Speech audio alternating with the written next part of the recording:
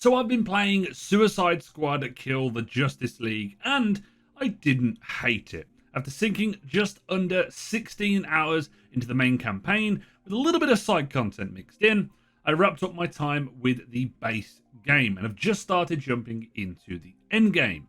But for this review, I'm not going to be judging the end game experience that's like an extra 30 to 50 additional hours of grinding. I'm just talking about the main campaign and the base core gameplay experience, because I think that's what matters the most.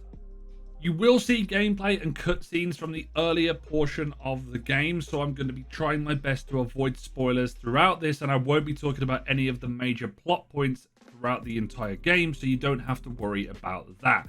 So with that out of the way, let's talk about Suicide Squad Kill the Justice League. The strongest aspect of Kill the Justice League is the main story. This was a main area of concern going into the full release, because I didn't want 80% of the dialogue shown through like in-game radio chatter and like bouncing through like text boxes on the screen. But thankfully, that's not the case. Rocksteady really pulled out the stops with their tech in this game. The CGI renders of all the models within the game are very highly expressive, incredibly detailed, and that even includes King Shark's model as well. I didn't think a shark could look so emotive whenever he's talking, but they somehow did. There's also specific cutscenes where Harley has raindrops on her skin and you can see them individually, and I think it's really impressive across the board what they've done in the game. As for the actual content of the cutscenes though, every cutscene is injected with personality, and it's not just the cutscenes. The in-game dialogue that we have backwards and forwards between the squad members is quite fun. It's not necessarily in a wisecracking team-up hero style. It's more of a dysfunctional family that's making fun of each other all the time and destroying each other's egos. And depending on your sense of humor, I think you'll either love the interactions or you'll find them a little cringeworthy. I sit firmly in the loving the interactions camp. Every single time we get to see the four characters within cutscenes or in-game with their dialogue, there would be jokes or things made with the timing whenever they are delivering it. It would just make me laugh. And there's one particular scene with Captain Boomerang, which was my personal favorite and probably one of the best lines in the whole game. And I could not stop laughing, and it was just the best because of his Australian accent, and just line delivery was amazing. But it's not just him. Every member has these moments and their chances to shine, and it builds into that chemistry, and it was a lot of fun to sit back and watch. But here's the thing. The game also takes the opportunity to explore alternate sides of our heroes, especially in the Justice League. There was a lot of noise online about the disrespect of Batman and Kevin Conroy's final video game performance, and I didn't get that. Maybe with how it plays out later on in the game, you can have your things there, but due to the corruption that twists Batman's nature, he is like a super control freak. He's constantly taunting the team, and he's also getting really dark with some of the things that he is saying he's going to do to the members of the Suicide Squad.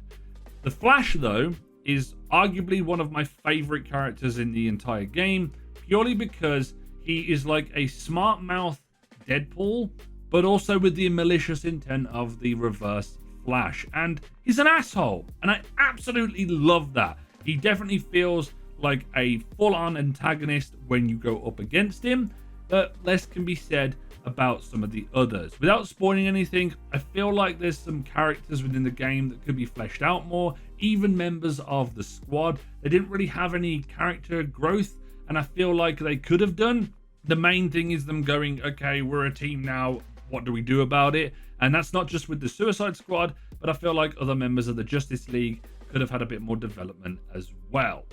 Kill the Justice League is a fun supervillain story, but unfortunately, it's hampered by a couple of chapters in the game, among a few other things.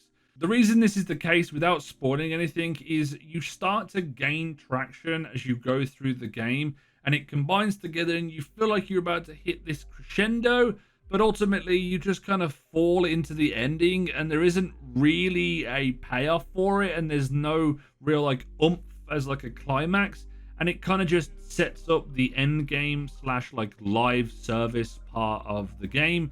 And I think it would have been a lot more fun to have this crescendo moment, this big thing, and then tell it in form of an epilogue of what we're going to be doing with the Elseworld stuff in the seasons and things like that. And it does feel a little bit disappointing that that's where it kind of fell. I did get the feeling though that Rocksteady had a lot of fun writing villains, and I think they did a pretty good job of creating chemistry between the team. And I look forward to how the narrative goes forward, and maybe there'll be more cutscenes and more banter, and throw out some more interesting variants of DC characters. Obviously, we're going to be getting the Joker coming up, so how his story plays out. But for the base game, it starts out strong, and then it gets a bit of traction, and then kind of falls off at the end. One of the many reasons I was actually skeptical going into Kill the Justice League was how the game would play. And to summarize Kill the Justice League's gameplay, it's kind of like Sunset Overdrive meets a looter shooter meets Crackdown. It's fun, it's fluid, it has a real chaotic pace to it, and feels very arcadey. I say this because you'll often be combining traversal mechanics, going into shooting, sliding, meleeing different enemies, and then you'll hit things in the head for criticals and more damage, or the crit spots on whatever enemy it may be. Then you get a shield breaker combo, which then helps regen your shield. You can throw out counter shots to stun enemies, grenades, special abilities, and then the gear that you'll get in the game kind of plays into that combat loop. Traversal, depending on the character, can be actually really satisfying, especially when I was playing as Captain Boomerang. You get the hang of speed dashing, throwing out the boomerang and teleporting forward, and chaining everything together to get around really quickly. Deadshot has his jetpack, and he requires a lot of fuel management. King Sharp definitely feels like he would be very slow, but he bounds around and gets around the space really easily, and it's actually quite nice because he's like a big hulky character, and you can do this cool death drop with him when you have it available, and it's just a massive cannonball. I didn't get on with Harley's movement. It definitely feels like it was stuck in the Arkham games, and don't feel it's as fluid as those games, and maybe because those games are a little bit slower, and a lot of the times you're looking around for things to be able to grapple on alongside using your grapple hook, and sometimes you jump a little bit too early, and there's a lot of skill to it. So maybe other people are having fun with Harley's movement, but I didn't really have that great with it. I'd probably rank her 4 out of the 4. Although I have some gripes in terms of gameplay, Metropolis does look gorgeous, and it is fun to move around in. I think the traversal makes up for that, and there is a lot of monuments around the city, Easter eggs that you can find that DC fans will enjoy, and the Riddler trophies are back, so that's going to be a fun nightmare for a lot of people to go and find and collect them all. Gunplay slash core combat depends on whatever character you're playing. They all have access to different weapons, which includes shotguns, snipers, miniguns, pistols, and assault rifles. Generally speaking, the gunplay is pretty tight. It's not that bad. I didn't really have too many issues with it, and it's not really going to be like the overwhelming thing that you pay attention to within the combat loop. It will be a combination of gunplay and your special abilities. The core combat mechanic is building up your combo meter to be able to get resource back for Suicide Strike, and also your traversal skill ability, which also does damage as well. The Suicide Strike is basically this special melee finisher that each of the characters have, and then also the character specific traversal ability is something like, for example, the King's Shark's cannonball that he can do in the air. Deadshot fires out a load of things out of his exhaust ports. Boomerang's was my favorite because it was essentially a teleportation pinball attack that would hit everything, and you'd hear little dings all the time, so that was super satisfying. That is a like cool flashy element of combat, but you'll be playing that into with your builds and how you defeat a lot of your enemies.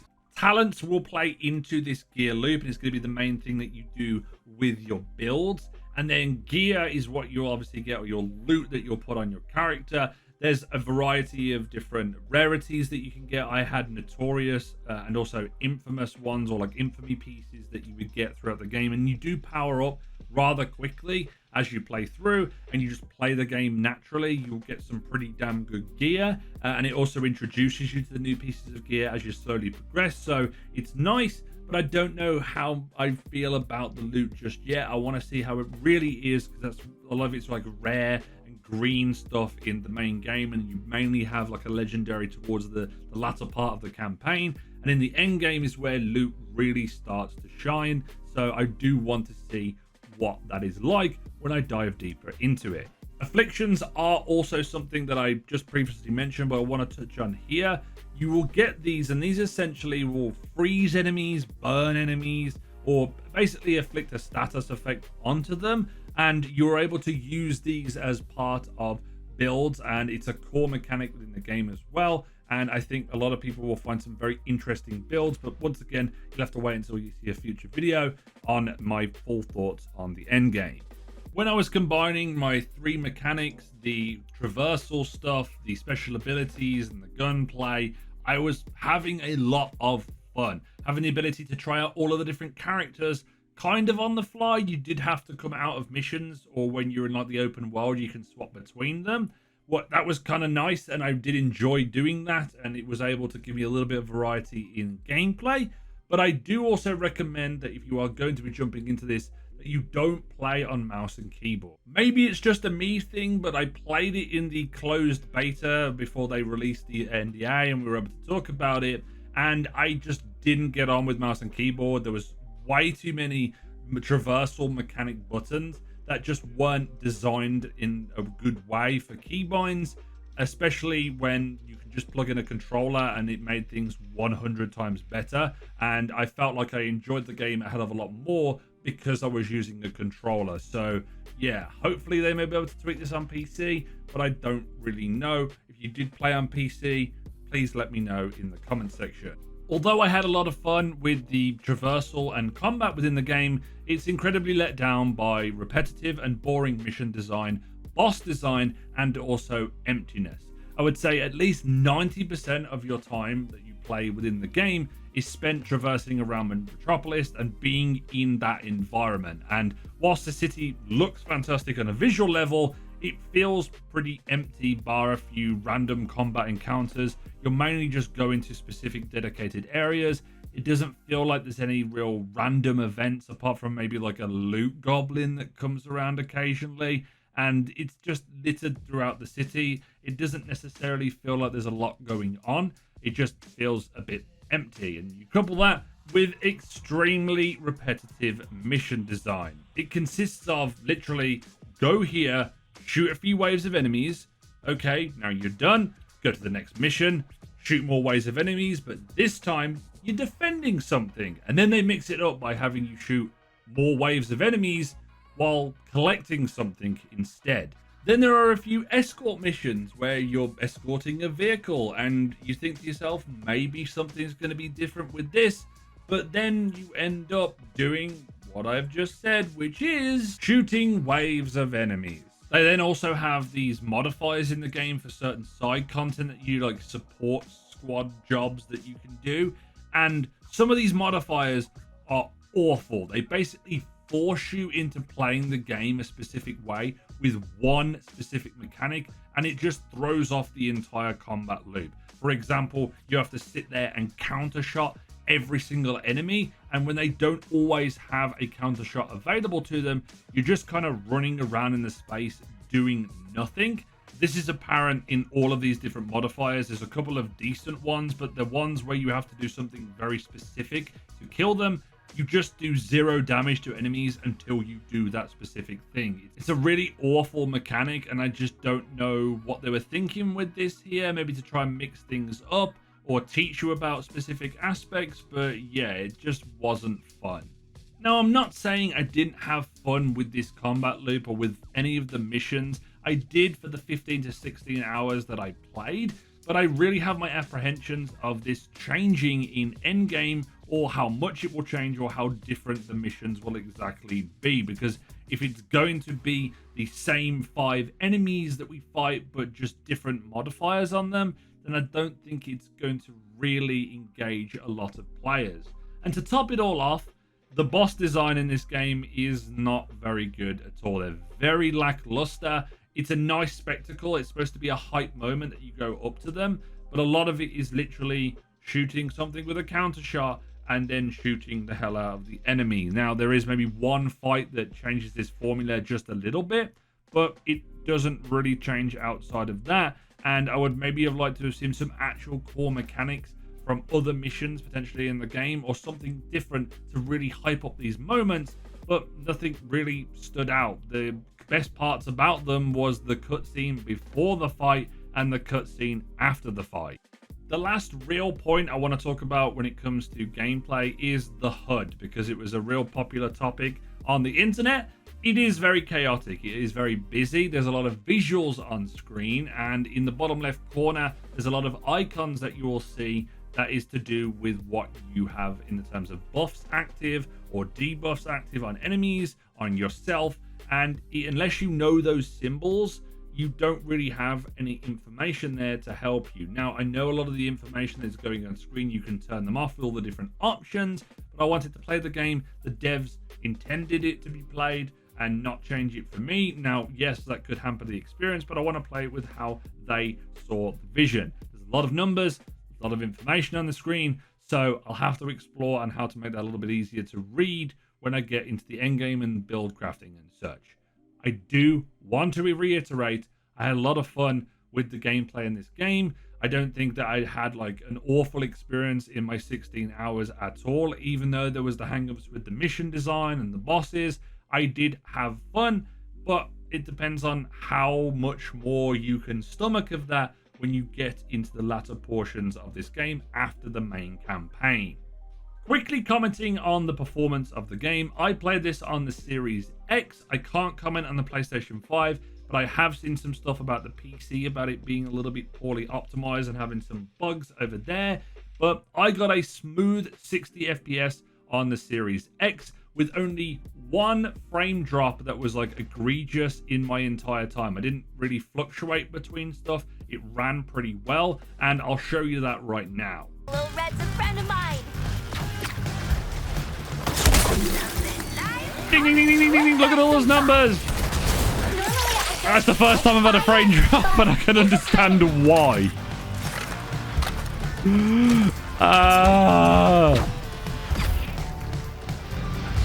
That was the first frame drop I've had in the entire game. And it's because there's all that crap on the screen. Obviously, I can only comment on my own experience, which was pretty good with its performance. All of the cutscenes were pretty good. I didn't have many bugs, if not any at all. I maybe ran into one bug where I basically had to do an attack to get out of a camera lock. But apart from that, I had a pretty smooth sailing experience. But for others, I can't comment. Suicide Squad Kill the Justice League has a lot of fun ideas that mixes up the Rocksteady formula. The problem is that for every positive in the game, there's a but afterwards. Fast and fluid gameplay, but overly simple and repetitive mission design and lackluster boss fights. Very impressive CGI animated cutscenes with great banter between the squad, but it leaves a few characters underdeveloped and the game fizzles out in the end of the campaign. For the core experience of this game, I can't recommend Suicide Squad Kill the Justice League. It leaves me wanting a lot more in certain areas of the game, and I fear many people will be jumping into this thinking it's going to be the next best follow-up to the Arkham trilogy. Even though it is in the canon universe, I do think that a lot of people will be left with mixed opinions on the game.